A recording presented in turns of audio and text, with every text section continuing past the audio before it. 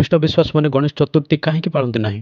ଏହି ପ୍ରଶ୍ନ ଦ୍ୱାରା ମୁଁ କାହା ଧର୍ମ କିମ୍ବା କାହା ବ୍ୟକ୍ତିତ୍ୱକୁ ଅପମାନ କରେ ନାହିଁ, କିନ୍ତୁ କହିବାକୁ ଏହା ଚାହୁଁଛି ଯେ ଖ୍ରୀଷ୍ଟିଆନମାନେ କେବଳ ଏହା ମାନନ୍ତି ଯାହା ବାଇବେଲ କୁହେ। ଲେବୀ 19:4ରେ ମୂର୍ତ୍ତି ପୂଜା କର ନାହିଁ ଆଉ ମୂର୍ତ୍ତି ନିର୍ମାଣ କରିବ ନାହିଁ। ଗଣେଶ ଚତୁର୍ଥୀ ଏକ ସାଂସ୍କୃତିକ ଧାର୍ମିକ ପର୍ବ ଅଟେ, ଯେଉଁଠି ଗଣେଶ ମୂର୍ତ୍ତି ରହିଛି ସେଠି ପୂଜା କରାଯାଇଥାଏ।